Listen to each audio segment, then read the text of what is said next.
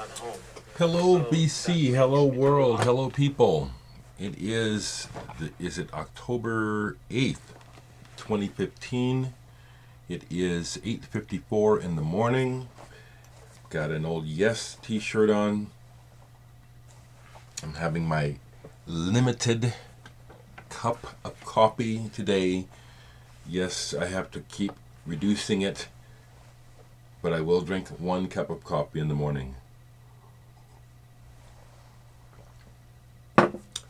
When I decided that I would try to make a video, I kind of thought of a couple different ideas and was thinking I would do a uh, stump the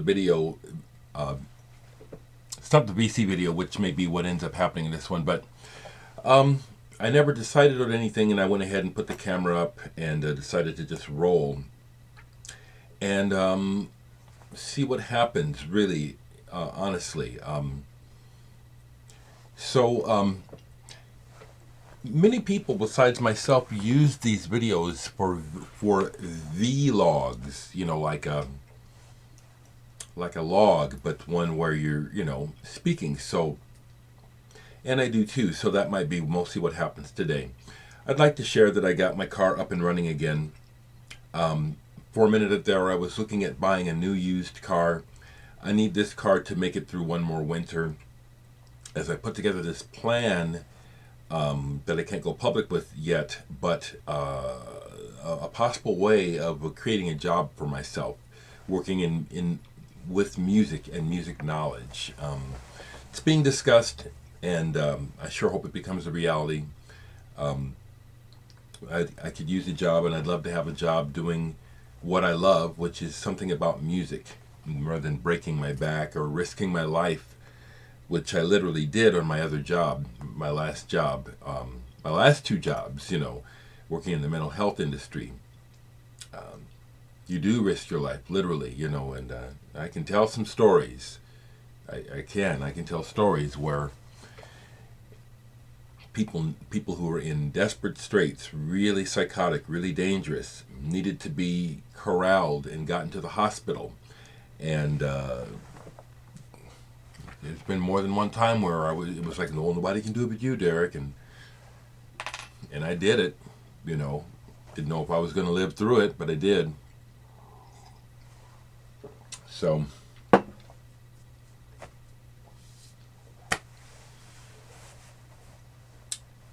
so just it's funny in the morning sometimes how you'll have thoughts and it seems like it's going somewhere, and then you'll get to the end of the thought, and then it's like, well, what was that about? Which is what the last one was. I'm sure when I watch this back, I'll see what the original train of thought, which got me talking somewhat about my job. Oh yeah, the idea that I might be able to create a new job for myself involving music. More on that soon. The other thing that I'm excited about is this month's record collector. I probably won't receive my copy for another week, but folks in England who subscribe, I've already seen 2 copies of it. They've shown it online. It's an honor. It's exciting, and it's a bucket list event for me. The whole bucket list idea, which came, you know what it means, like things that you'd like to do before you die. Something that I've always wanted was to be mentioned in the English music news. Specifically, I always wanted to get a review, like in Mojo or something, but to have an article written about me as a record collector in a British magazine about record collecting is is the same for me. It's a great honor. It's great to get the recognition, and I have to give a shout out to Roger Coleman because, as you know, he was featured in a recent issue. I don't know if it was last month or the month before. Roger from the BC, and he passed my name on to them. He didn't have to do that. Thank you, Roger. I don't know if he elected to do it or if they asked him, but they didn't ask me for any names. So it's a high honor, and the vinyl community as a entity and as something that is emerging in the zeitgeist, or whatever the word is, of the planet. It's been going, the concept has been going long enough, several years, that it is catching on in a way that it has a presence. So the idea that more VC members will be being recognized through magazines like Record Collector, etc., certainly that's going to continue happening, because this, the idea of the vinyl community is a good thing. It's free and it belongs to whoever wants it, and it serves a purpose. We turn each other on to all kinds of music and art and all kinds of stuff, trivia, history, through these videos.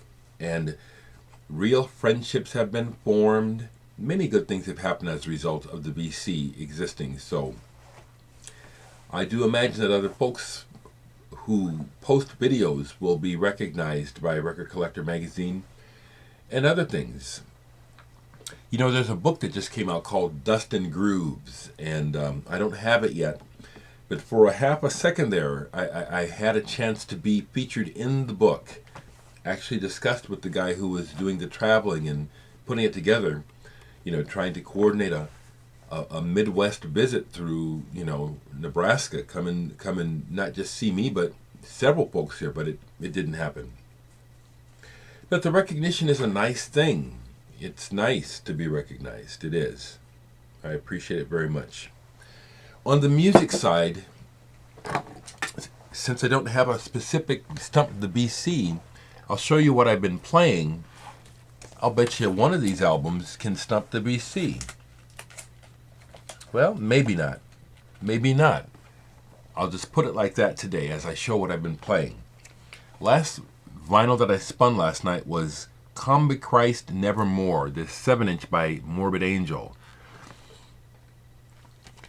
Morbid Angel, as you know, from Florida, one of those bands in some ways helped to create the sound of metal today, with the blast beats and the super fast drumming. Pete Sandoval, the original drummer, amazing drummer.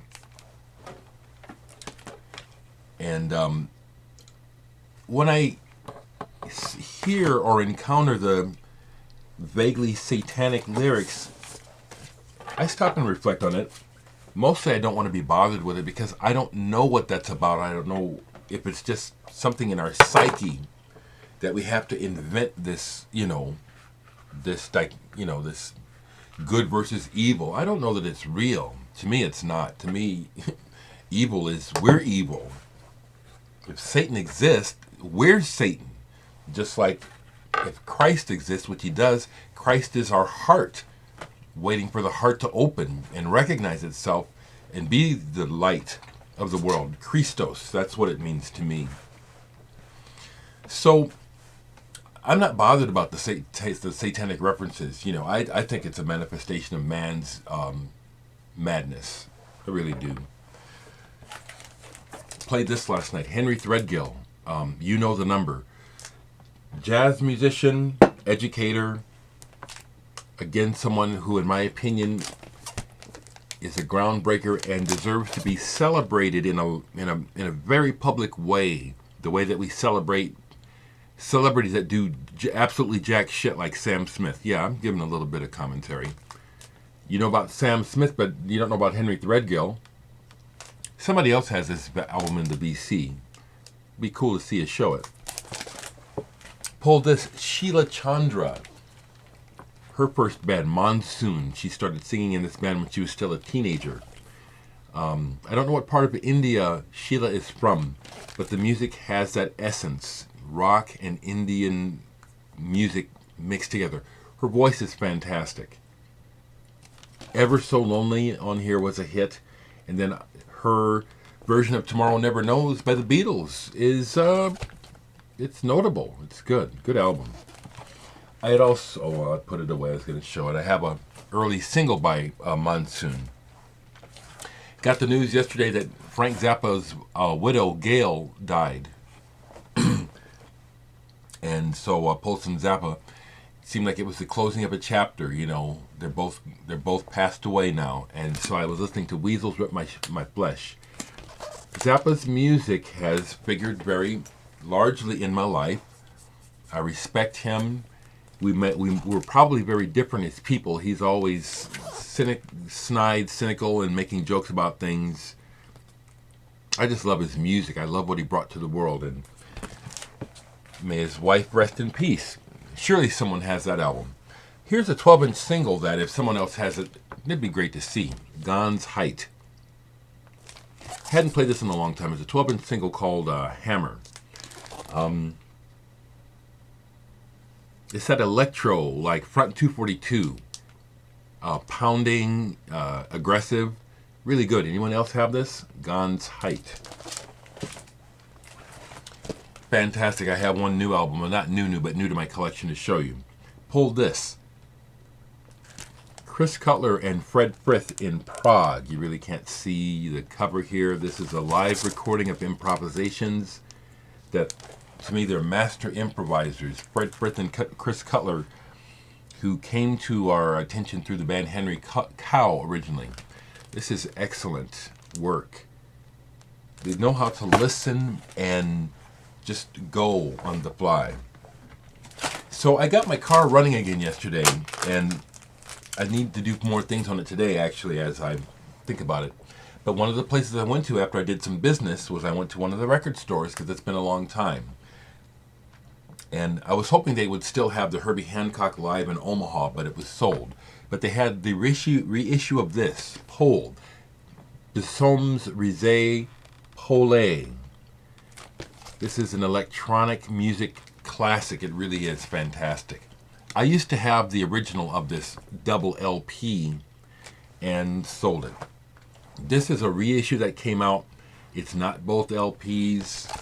Not all the songs are on vinyl. It's one LP, but they give you all the music on the download card. Now, a little bit of commentary, you know. Remember, folks, when I say these things, I'm just giving you my opinion, okay? I'm just speaking for one person, okay? So there's nothing to criticize. I'm just telling you my thoughts, okay? I'm not telling you what to think. So please don't criticize my thoughts. They're my thoughts. There's nothing for you to criticize. You can disagree with it, but there's nothing for you to criticize. I'm speaking for me, okay? So what I wanted to say was when I posted this in several groups on Facebook yesterday, the snob factor did creep out with a couple of folks. I'm not saying names. We do have some snobby people that collect records. I have worked hard to get past being a snob. I'll admit it. And it's not cool, okay? So some snobby comments came out about, well, that's not the complete one, is it? You know, well, I heard that, I heard this and I heard that, you know, and it's like, first thing is, this record, when it came out, limited pressing, now it's very collectible and expensive to get, okay, number one, okay? So number two, that anyone was able to repress it is great. They do give you all the music, you know, but I don't know, these kind of snippy, well, I heard it isn't complete. Well, I heard it left off the best tracks, you know, it's like, what the fuck is that about, you know? It's like, you know, this record is really hard to get. It's expensive.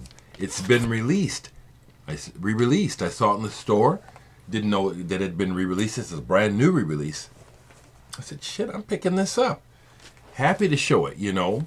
And then to get those snippy comments, it's like, the effect is like people trying to either rain on your parade or somehow indicate to you, oh, well, you're not quite as authentic as you ought to be in my eyes. It's like, what is that shit, you know?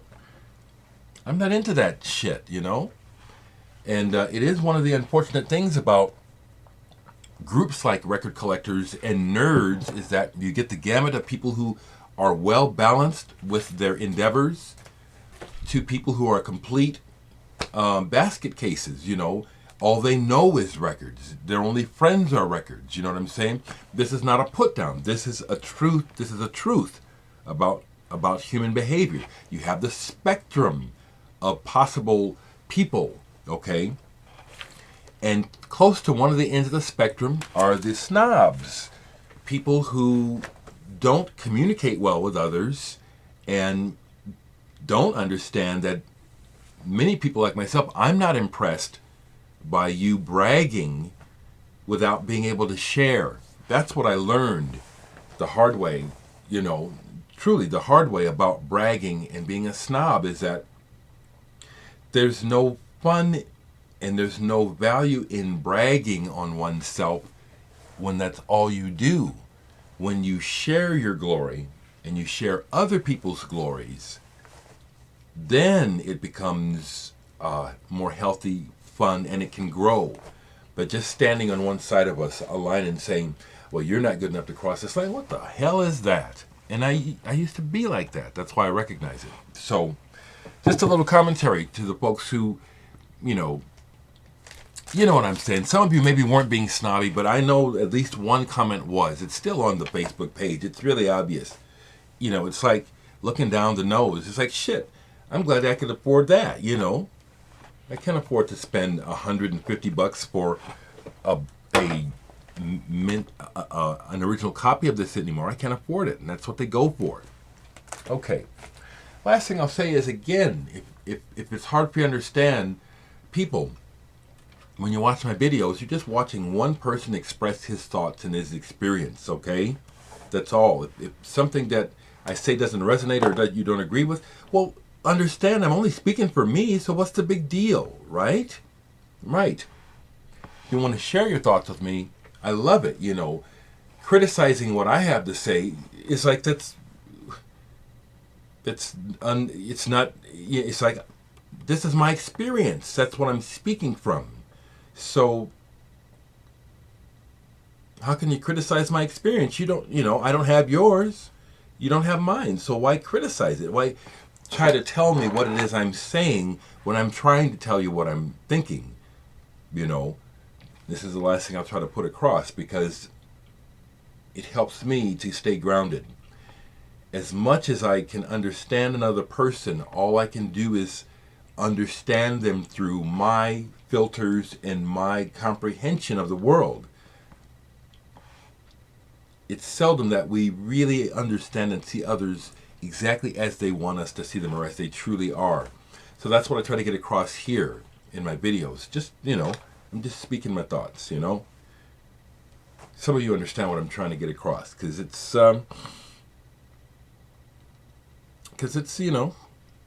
in this crazy world that we live in, this is, some would say this is not the smartest thing to do. But I'm not afraid, you know what I'm saying? And I've always wanted to do this, so I continue. And everyone be well, and I'll see you again soon.